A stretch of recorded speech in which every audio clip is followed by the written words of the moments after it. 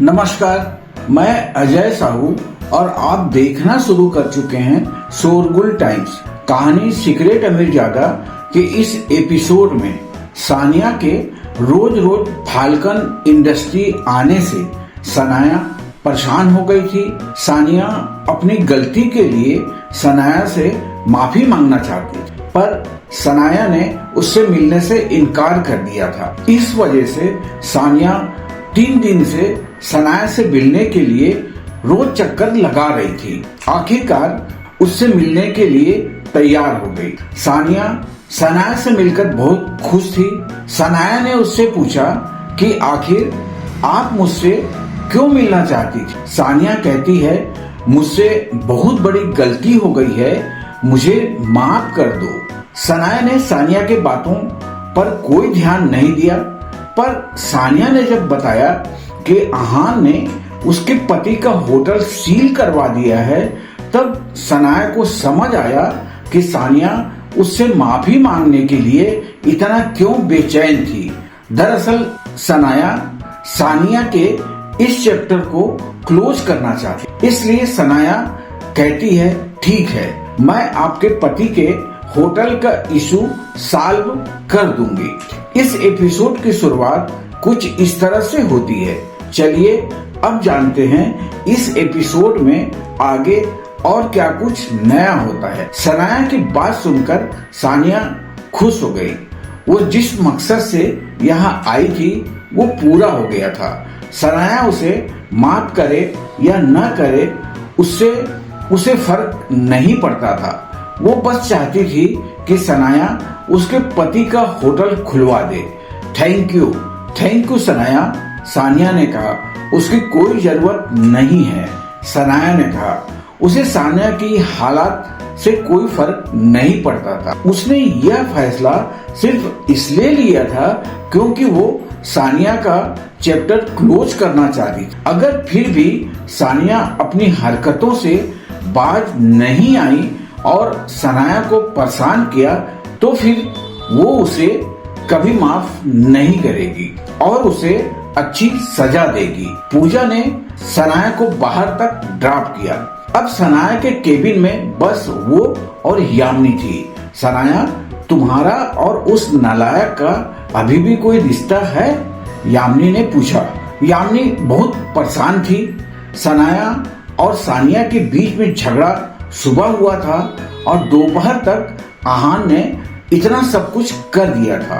आहान का रिएक्शन बहुत फास्ट था। यामिनी सोच रही थी कि क्या सनाया ने आहान को बताया था कि सानिया ने उसके साथ क्या किया था। नो, सनाया ने नाम में गर्दन हिला दी। नो, फिर आहान को इस सब के बारे में कैसे पता चला? यामिनी ने पूछा। आपके बहुत सारे सवाल हैं, मैं सबका जवाब नहीं देना चाहती, सनाया ने कहा।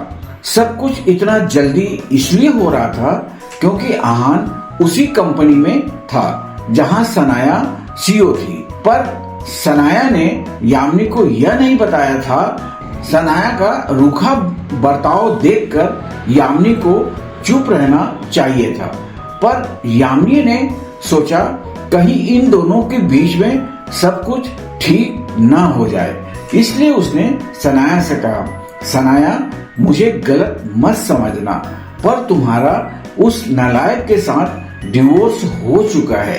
अब तुम इस कंपनी के सीईओ हो। वो तुम्हारे लायक बिल्कुल नहीं है।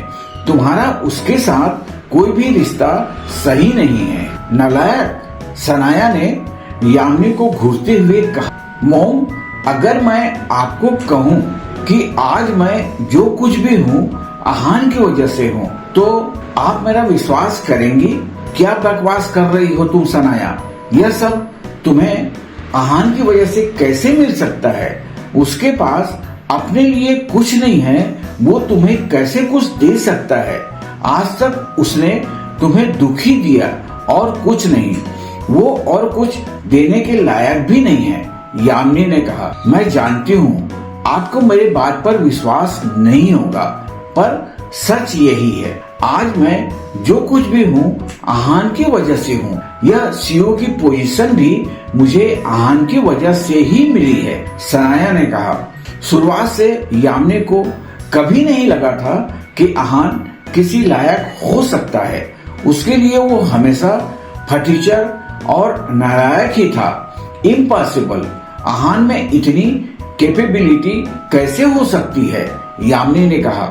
यामिनी यह सारी बातें बोल रही थी, पर अब कहीं न कहीं उसे भी आहान की आइडेंटिटी को लेकर शक हो रहा था। यामिनी ने देखा था कैसे आहान महंगी कार चला रहा था और कार्तिक कोहली ने उसे कितना रिस्पेक्टफुली बात की थी। यामिनी सवालों में बहुत उलझ गई थी। उसने उस वक्त ज्यादा नहीं सोचा था, पर अब वो सोचने पर मजबूर हो गई थी। पर फिर यामिनी ने यह भी सोचा कि अगर आहान का सच में इतना पावरफुल बैकग्राउंड होता तो वो घर जमाई क्यों बनता। मोम, आप कितनी भोली हैं या स्टूपिड है पता नहीं, मुझे समझ नहीं आ रहा मैं हंसूं या रोऊं। कितनी बातें आपको तभी समझ जाना चाहिए था जब मैं स्प्रिंग कॉर्पोरेशन की हेड बनी, पर आप नहीं समझी, सनाया ने कहा। मतलब तुम कहना क्या चाहती हो, यामिनी ने कांपती हुई आवाज में पूछा। स्प्रिंग कॉर्पोरेशन में सबसे ज्यादा पैसा इन्वेस्ट किसने किया है आपको पता है? सनाया ने यामिनी से सवाल का सीधा जवाब नहीं दिया, बल्कि उससे एक और सवाल पूछा। हाँ, राजादा फैमिली ने, यामिनी ने कंफ्यूजन होते हुए कहा। वो सोच रही थी कि इस सब का उसकी बात से क्या लेना है। आपने कभी सोचा है राजादा फैमिली ने इतने सारे पैसे यहाँ शिमला जैसे छोटे शहर के प्रोजेक्ट पर क्यों लगाए? वो तो कहीं भी इन्वेस्ट कर सकते थे और कितना भी पैसा कमा सकते थे, फिर स्प्रिंग कॉर्पोरेशन ही क्यों? सनाया ने यामिनी से पूछा। अब यामिनी भी सोचने पर मजबूर हो गई थी। सनाया जो बात कह रही थी वो बहुत लॉजिक और सही थी। यामिनी के माथे पर पसीना आ गया। उसे कुछ समझ आ भी रहा था और नहीं भी आ रहा था। मोम, आपको एक बात और बताऊं, आहान का सरनेम रायजादा है, सनाया ने कहा। यह बात सुनकर जैसे यामिनी के सिर पर आसमान गिर गया। उसका पूरा शरीर कांपने लगा। वो धड़ाम से जमीन पर बैठ गई। रायजादा फैमिली, आहान रायजादा। यामिनी के दिमाग में इस वक्त बस यह दो ही शब्द चल रहे थे। वो आज तक जिसकी इतनी बेइज्जती कर रही थी वो कोई और नहीं बल्कि रायजादा फैमिली का बेटा आहान रायजादा था। और सिर्फ बेटा ही नहीं, रायजादा फैमिली का अगला हेड था। यामिनी को तुरंत पछतावा होने लगा। सच पता चलने के बाद उसका चेहरा लाल हो गया और उसके पेट में दर्द होने लगा। अगर उसे यह पहले पता होता तो आहान के साथ ऐसा कभी नहीं करती, बल्कि वो उसे पूछती और उसका बहुत आदर सम्मान करती। यामिनी को इतना गुस्सा आ रहा था कि वो अपने आप को थप्पड़ मारने लगी। उसे अपने किए पर बहुत रिग्रेट हो रहा था। इतना अमीर आदमी उसका जमाई था, पर उसने कभी रिस्पेक्ट नहीं की थी। अगर उसे एक मौका मिल जाता तो वो ऐसा फिर कभी नहीं करती। सनाया, क्या अब तुम्हारे और आहान के बीच में कुछ हो सकता है? यामिनी ने पूछा। आहान की हरकत देखकर वो इतना तो समझ गई थी कि आहान सनाया को पसंद करता था और सनाया भी आहान के लिए फील करती। अगर दोनों के मन में एक दूसरे के लिए फीलिंग है तो फिर वो फिर से एक भी हो सकते हैं। आपको क्या लगता है मोम? सनाया का एक्सप्रेशन अच्छा नहीं था। वो जानती थी सच जानने के बाद यामिनी ऐसे ही रिएक्ट करेगी। यामिनी जो सनाया की माँ थी, आज पैसों के लिए आहान की इज्जत करने के लिए भी तैयार थी। सनाया को देखकर यामिनी को अपनी बात पर शर्म आ गई। उसने बात संभालने के बारे में सोचा। सनाया, मुझे गलत मत समझना, मैंने जो किया सही नहीं किया। पर वो तुम्हारे अपने भले के लिए था। इसके अलावा आहान ने हमें सच क्यों नहीं बताया? अगर उसने हमें पहले बताया होता तो मैं उसके साथ ऐसा कभी नहीं करती, यामिनी ने कहा। उसने अपनी गलती की वजह आहान की सच्चाई छुपाने को बता दिया था। राइट, अगर आहान सच बता देता तो आप ऐसा नहीं करती, आप उसे नालायक नहीं बुलाती ना?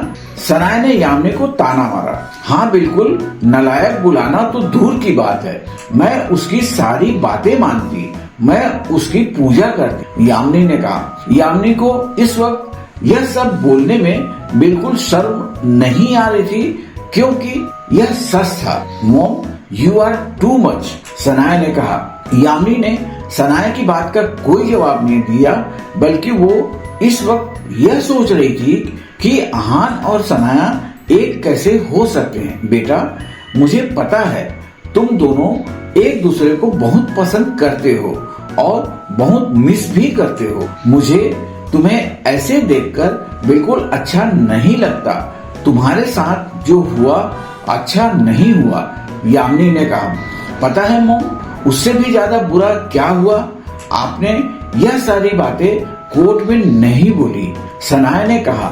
उस वक्त मुझे आहान की सच्चाई नहीं पता थी, पर अब मैं जानती हूँ वो तुम्हें दुनिया की सारी खुशियाँ दे सकता है। मैं तुम्हारी माँ हूँ, मुझे तुम्हारे बारे में तो सोचना ही है, यामिनी ने कहा। उसे बिल्कुल शर्म नहीं आ रही थी कि वो पैसों के लिए आहान और सनाया को एक करना चाहती थी। मॉम, अगर आप सच में मेरे लिए कुछ करना चाहती है ना, तो फिर मेरे ऑफिस आना बंद कर दीजिए, सनाया ने कहा। यामिनी बहुत वक्त से सनाया के ऑफिस आ रही थी और यह बात बहुत लोगों को पसंद नहीं थी, पर वो कुछ बोल नहीं सकती थी क्योंकि वो सीओ सनाया की माँ थी। पर सनाया यह बात समझती थी और यामिनी को मना भी कर सकती थी। ठीक है, मैं तुम्हारे ऑफिस नहीं आऊंगी, पर तुम आहान के बारे में फिर से सोचना। तुम दोनों एक दूसरे के लिए परफेक्ट हो, यामिनी ने कहा। यामिनी बस सनाया की खुशी चाहती थी। यामिनी के वहाँ से चले जाने के बाद सनाया ने अपना फोन निकाला और आहान का नंबर डायल किया। फेमिलियर 10 डिजिट नंबर देखकर सनाया का दिल जोर से धड़कने लगा।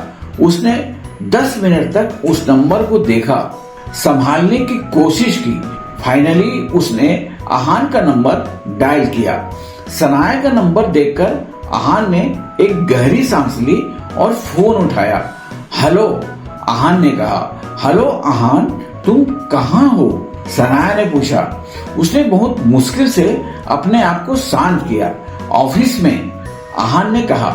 वो सानिया के मैटर के लिए सॉरी, तुम्हें प्रॉब्लम हुई होगी, सनाया ने कहा। नहीं, प्रॉब्लम की कोई बात नहीं है, वो बस एक फोन करने की देरी थी, आहान ने कहा। आहान, आज वो ऑफिस आई थी, उन्होंने मुझे माफी मांग ली है, उन्हें अपनी गलती का एहसास हो गया है, सनाया ने हिचकिचाते हुए कहा। तुम चिंता मत करो, उन्हें उनका होटल मिल जाएगा, आहान ने मुस्कुराते हुए कहा। वो जानता था सनाया उससे क्या कहना चाहती है। आहान, एक बात और है, सनाया की आवाज में परेशानी थी। क्या बात है सनाया? आहान ने पूछा।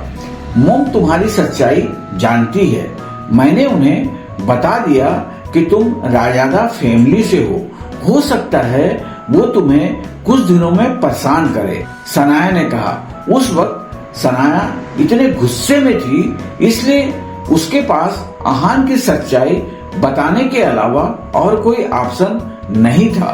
वो आहान के बारे में भला बुरा सुनते सुनते थक गई थी। अब वो जानती थी कि पैसों के लिए यामिनी आहान को परेशान करने जरूर जाएगी। थैंक यू, मैं हैंडल कर लूंगा, आहान ने कहा। थैंक यू, सनाया ने कहा और फिर एक गहरी सांस ली। आहान, वो कैसी है? सनाया ने पूछा। वो अब ठीक है, कुछ दिन उसने हॉस्पिटल में आराम किया, अब उसे डिस्चार्ज मिल गया है। आहान जानता था कि सनाया हिमानी के बारे में बात कर रही है।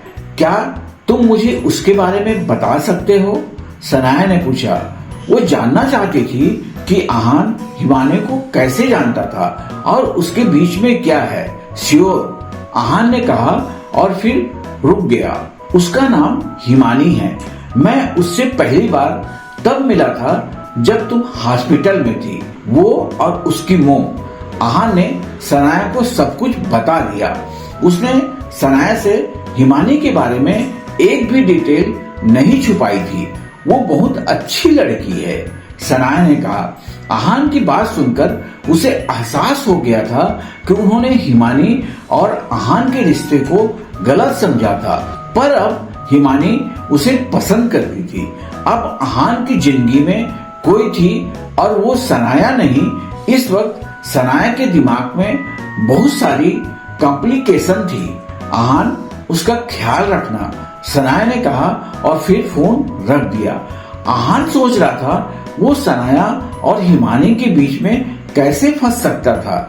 जब वो यह सोच रहा था तभी उसके पास रक्षित का कॉल आया। आहान, मैंने तुम्हें गोल्ड अजमोर सेक्ट के बारे में बताने के लिए कॉल किया है, रक्षित ने कहा। कहो, आहान ने कहा। चंदन की बेस को डिस्ट्रॉय कर दिया गया है। इसके अलावा जो भी इस हमले के जिम्मेदार थे उन्हें 10 साल के लिए मार्शल प्रिजन में सजा सुनाई गई है, रक्षित ने कहा।